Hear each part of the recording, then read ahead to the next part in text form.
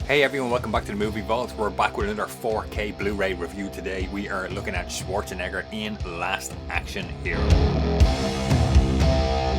Hey everyone, great to see you back here on the channel. As I mentioned, we're going to take a look at the 4K release of Last Action Hero here. I only got this yesterday as of the day I'm filming this video, which is probably a week before it actually gets uploaded to the channel here. Highly anticipated 4K release here, and in addition to my collection, the Blu-ray disc is included, so I'm going to be talking about the Blu-ray that's included in this and compare it to the 4K disc here.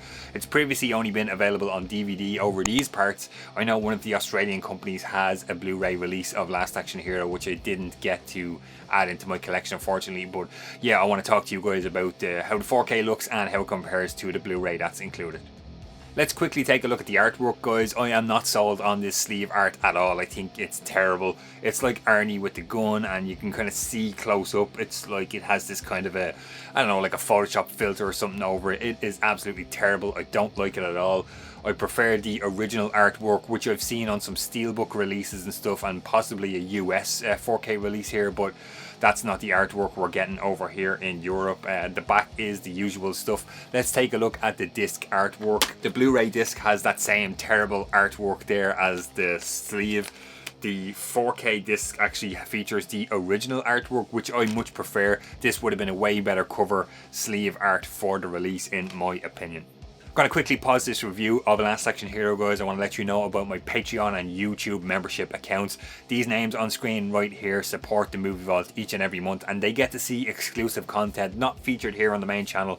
You guys are missing out. If you want to sign up, check out the links in the description below, and you get to see that exclusive content every week. There is something new going on my Patreon/YouTube membership accounts. Let's get back to the review. Okay guys, let's get into the technical details of Last Action Hero 4K. 131 minutes runtime on the feature itself. It's in 4K, as I mentioned. You're getting that Dolby Atmos / Dolby True HD 7.1 surround mix, 2.39 to 1 aspect ratio, so you'll get your black bars top and bottom of the screen.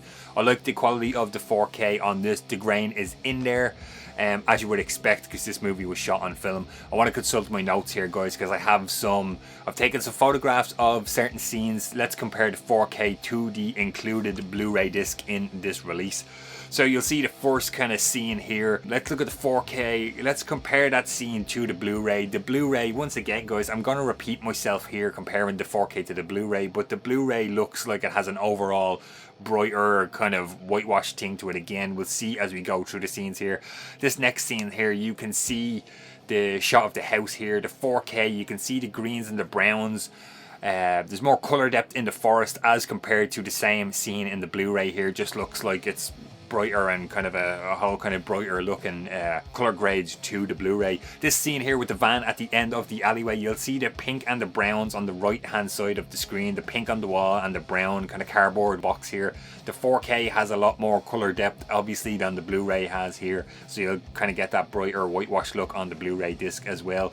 Here's another scene here with Danny and Benedict, and you're going to see the skin tones they look a lot more better in the 4K. They're kind of whitewashed out on the Blu-ray disc, and overall there's just a lot more color depth on the 4K, which is what we've come to expect here, guys, in these reviews.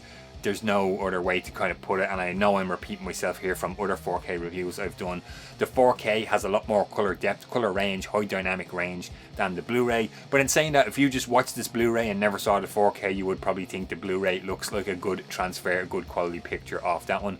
The Atmos sound mix is really, really good. I like it really, you know, all the surrounds going, really good sound mix on this one. Let's talk bonus content on Last Action Hero. There is bonus content featured on the 4K disc itself, but it's not in 4K.